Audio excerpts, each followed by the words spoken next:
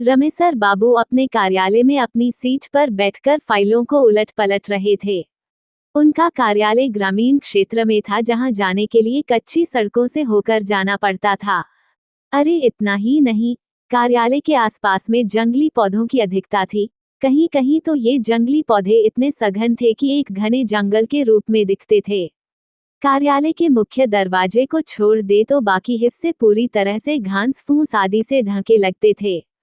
कार्यालय के कमरों की खिड़कियों आदि पर लंबे लंबे घास फूसों का साम्राज्य था।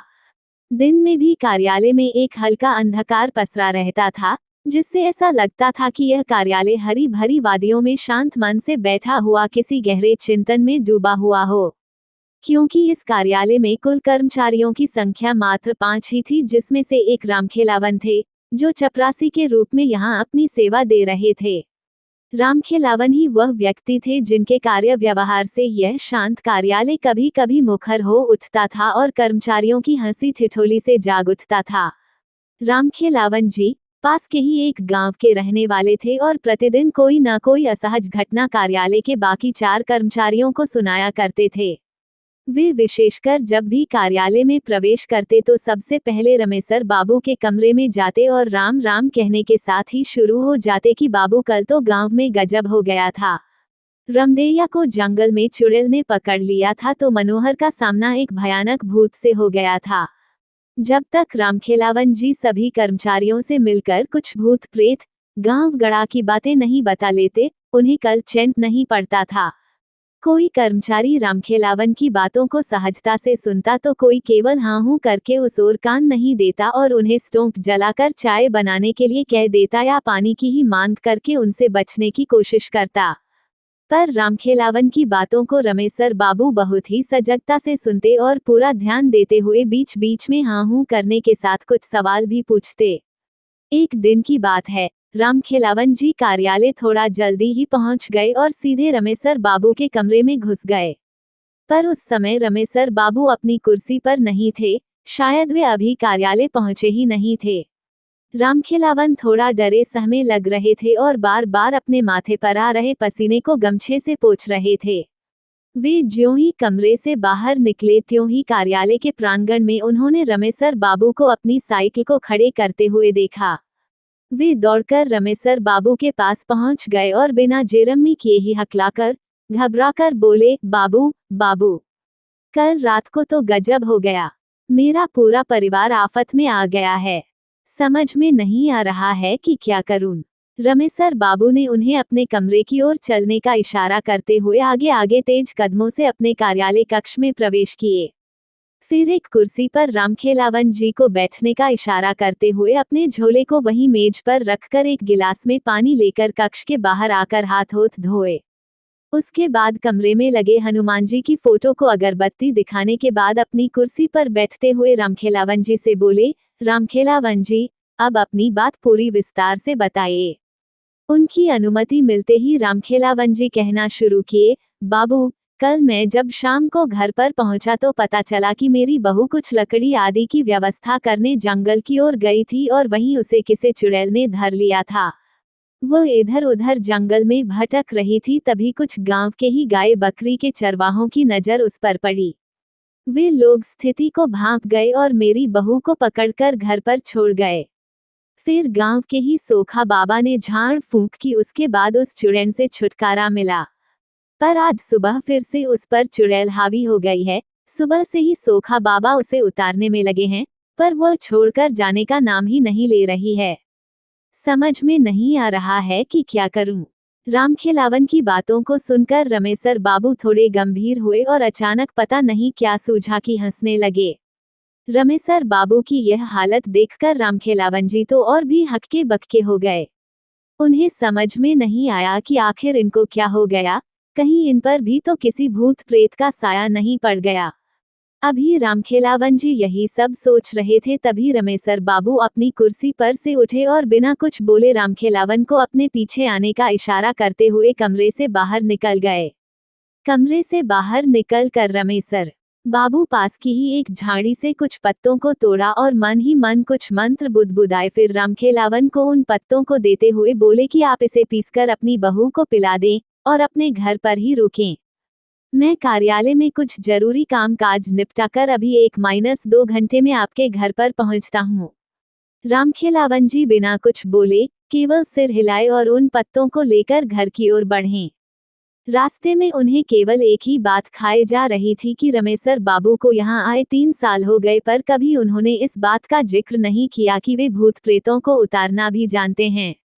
कहीं वे मजाक में तो इन पत्तों को तोड़कर झूठ मूठ में कुछ बुदबुदाकर मुझे नहीं दे दिए।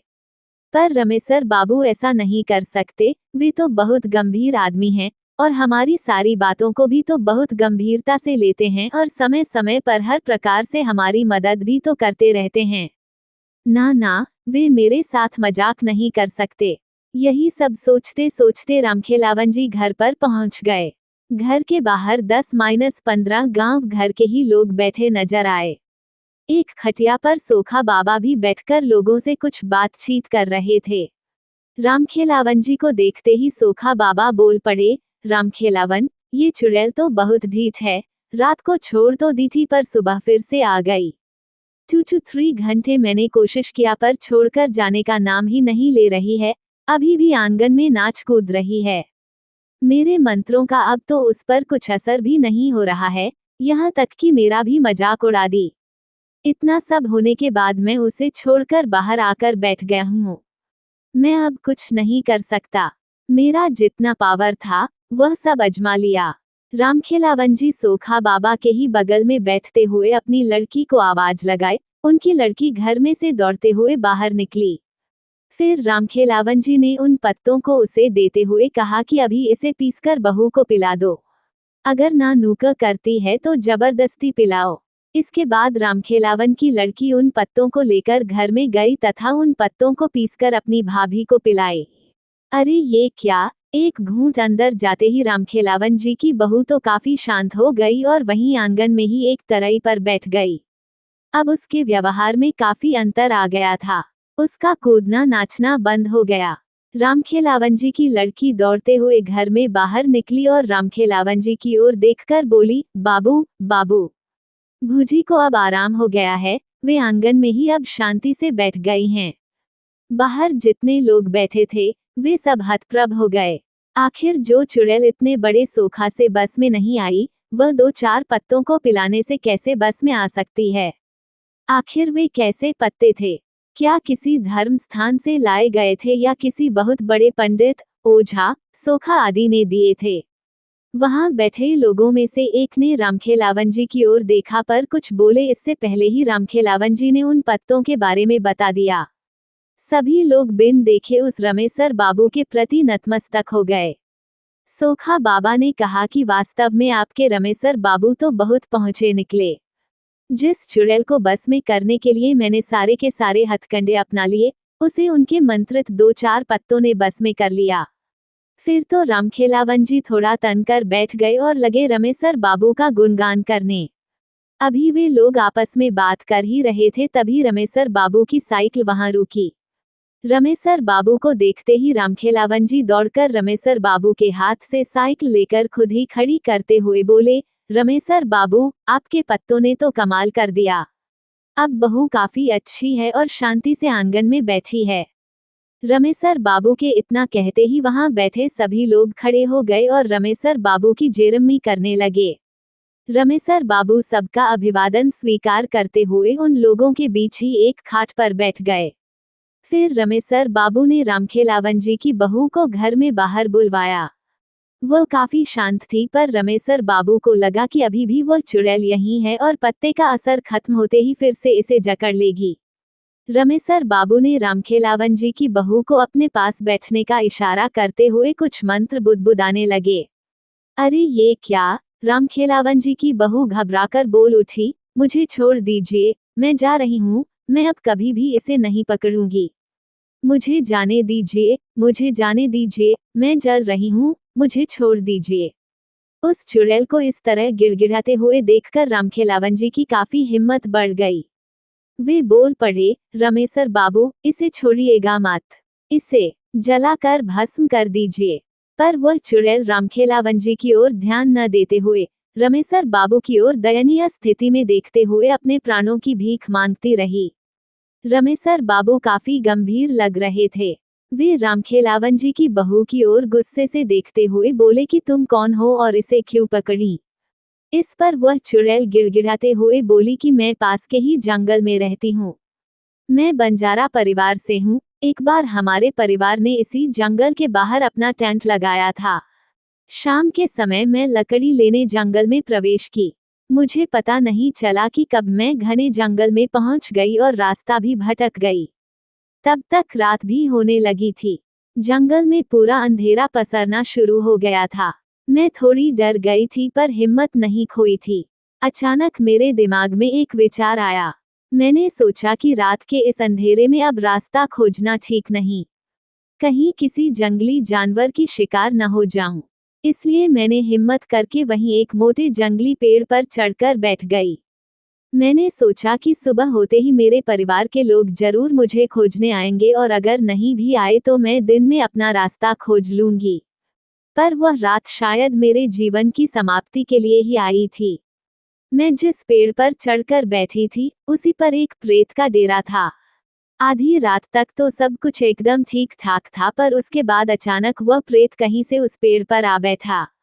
उसके आते ही जैसे पूरे जंगल में भयंकर तूफान आ गया हो। अनेकों पेड़ों की डालियां तेज हवा से डरावने रूप से हिलने लगी थीं। मुझे देखते ही वह जोरदार ढंग से अट्टहास किया और मुझे कोई प्रेतनी ही समझकर बोला कि तुम्हें पता नहीं कि यह मेरा निवास है। मैं कुछ जरूरी काम से जंगल से बाहर क्या गया, तूने मेरे बसेरे पर कब्जा कर लिया।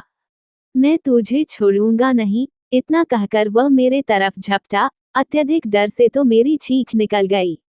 मैं बहुत तेज चिल्लाई कि मैं कोई प्रेतनी नहीं हूँ।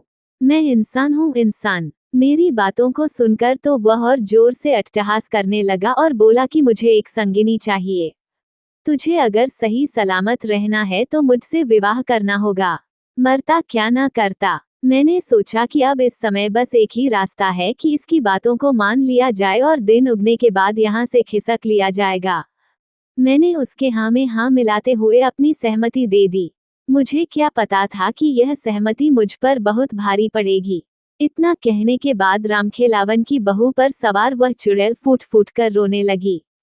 रमेसर बाबू थोड़े भावुक हो गए और उसके प्रति थोड़ी नरमी दिखाते हुए पानी भरा लोटा उसको पीने के लिए दे दिए।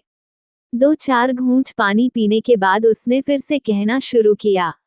मेरी सहमति देने के बाद वह प्रेत पता नहीं कहाँ गायब हो गया। उसके गायब होते ही मैंने थोड़ी चैन की सांस ली पर यह क्या अभी 10-15 मिनट भी नहीं बीते होंगे कि उस जंगल में जैसे भूचाल आ गया हो। एक बहुत बड़ा तूफान आ गया हो। कितने पेड़ों की पता नहीं कितनी डालियां टूटकर धरती पर पड़ गईं।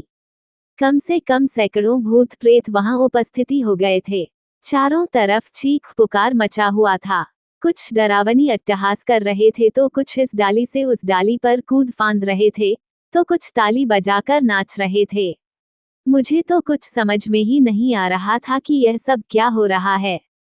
तब तक वही प्रेत फिर से मेरे पास प्रकट हुआ और बोला कि विवाह की व्यवस्था करने चला गया था। अपने परिवार वालों को बुलाने चला गया था। शादी में इन सबको भी तो शरीक करना होगा। अरे ये क्या, अब तो मेरी शामत आ गई। पूरा शरीर पीला पड़ गया। कुछ बोलने की हिम्मत नहीं रही। तभी अचानक एक प्रेतनी वहां प्रकट हुई और उस प्रेत से लड़ने लगी। वह प्रेतनी बोल रही थी कि मेरे रहते तू दूसरी शादी करेगा, कदापि नहीं, कदापि नहीं।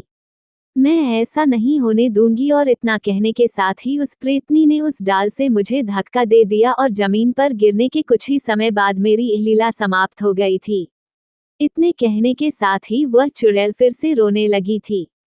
इसके बाद रमेसर बाबू ने उस चुड़ैल को चुप रहने का इशारा करते हुए कहा कि आज के बाद तू इन गांव वालों को कभी परेशान नहीं करोगी। चुड़ैल ने हामी भरते हुए कहा कि ठीक है, पर मैं तो एक बहुत ही छोटी आत्मा हूँ।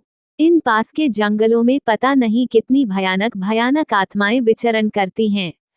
आप उन सब से इस गांव वालों को कैसे बचा पाएंगे? उस चुड़ैल की इस बात को सुनते हुए रमेसर बाबू हल्की मुस्कान में बोले, तून तो बकस इन लोगों को बाकी भूत प्रेतों से कैसे निपटना है, वह तून मुझ पर छोड़।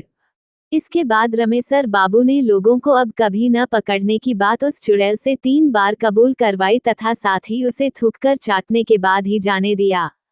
तो पाठकगण, रमेसर बाबू ने उस चुड़ैल से तो गांव वालों को छुटकारा दिला दिया, पर क्या वे दूसरे भूत प्रेतों से उन गांव वालों की रक्षा कर पाए?